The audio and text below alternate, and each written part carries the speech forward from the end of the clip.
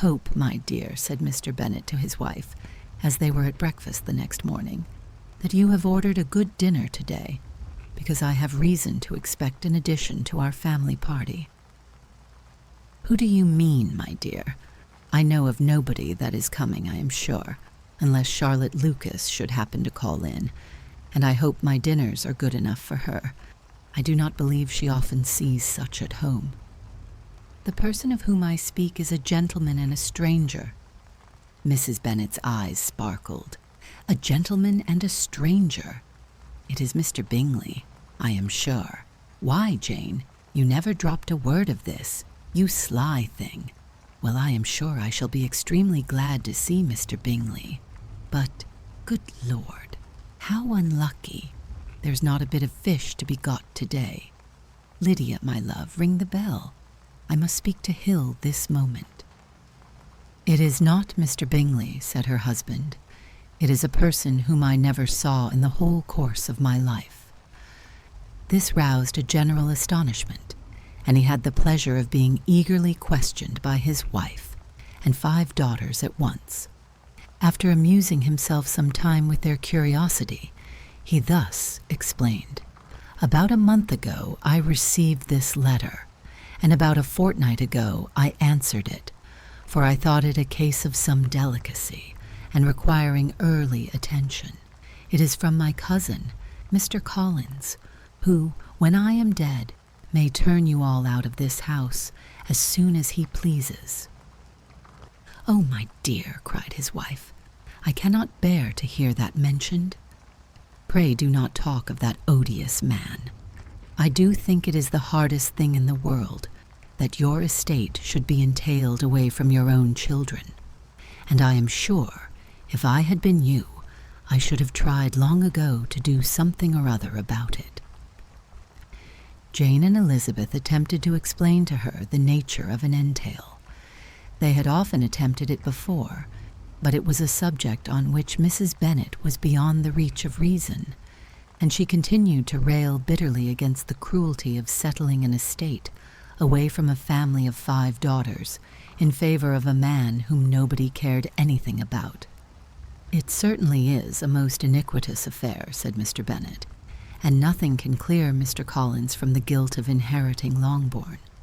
But if you will listen to his letter, you may, perhaps, be a little softened by his manner of expressing himself."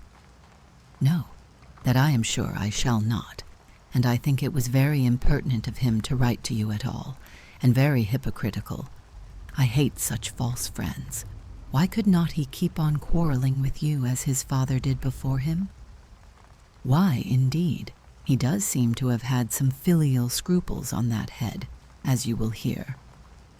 "Hunsford, near Westerham, Kent, 15th October.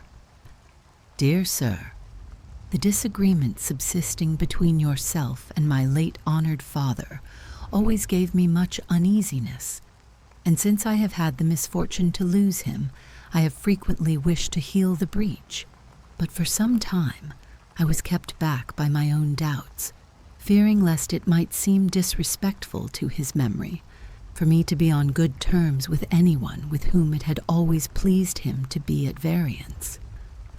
There, Mrs. Bennet. My mind, however, is now made up on the subject, for having received ordination at Easter, I have been so fortunate as to be distinguished by the patronage of the Right Honourable Lady Catherine de Bourgh, widow of Sir Louis de Bourgh, whose bounty and beneficence has preferred me to the valuable rectory of this parish, where it shall be my earnest endeavour to demean myself with grateful respect towards her ladyship, and be ever ready to perform those rites and ceremonies which are instituted by the Church of England. As a clergyman, moreover, I feel it my duty to promote and establish the blessing of peace in all families within the reach of my influence, and on these grounds I flatter myself that my present overtures of goodwill are highly commendable, and that the circumstance of my being next in the entail of Longbourn estate will be kindly overlooked on your side, and not lead you to reject the offered olive branch. I cannot be otherwise than concerned at being the means of injuring your amiable daughters, and beg leave to apologize for it, as well as to assure you of my readiness to make them every possible amends. But of this hereafter, if you should have no objection to receive me into your house, I propose myself the satisfaction of waiting on you and your family Monday, November 18th, by 4 o'clock, and shall probably trespass on your hospitality till the Saturday se'nnight following, which I can do without any inconvenience, as Lady Catherine is far from objecting to my occasional absence on a Sunday, provided that some other clergyman is engaged to do the duty of the day. I remain, dear sir, with respectful compliments to your lady and daughters, your well-wisher and friend, William Collins. At 4 o'clock, therefore, we may expect this peacemaking gentleman, said Mr. Bennet, as he folded up the letter. He seems to be a most conscientious and polite young man, upon my word, and I doubt not will prove a valuable acquaintance, especially if Lady Catherine should be so indulgent as to let him come to us again. There is some sense in what he says about the girls, however, and if he is disposed to make them any amends, I shall not be the person to discourage him. Though it is difficult, said Jane, to guess in what way he can mean to make us the atonement he thinks our due, the wish is certainly to his credit. Elizabeth was chiefly struck with his extraordinary deference for Lady Catherine, and his kind intention of christening, marrying, and burying his parishioners whenever it were required. He must be an oddity, I think, said she. I cannot make him out. There is something very pompous in his style, and what can he mean by apologizing for being next in the entail? We cannot suppose he would help it, if he could. Can he be a sensible man, sir? No, my dear, I think not. I have great hopes of finding him quite the reverse. There is a mixture of servility and self-importance in his letter which promises well. I am impatient to see him. In point of composition, said Mary, his letter does not seem defective. The idea of the olive branch perhaps is not wholly new, yet I think it is well expressed. To Catherine and Lydia, neither the letter nor its writer were in any degree interesting. It was next to impossible that their cousin should come in a scarlet coat, and it was now some weeks since they had received pleasure from the society of a man in any other color. As for their mother, Mr. Collins's letter had done away much of her ill will, and she was preparing to see him with a degree of composure which astonished her husband and daughters. Mr. Collins was punctual to his time, and was received with great politeness by the whole family.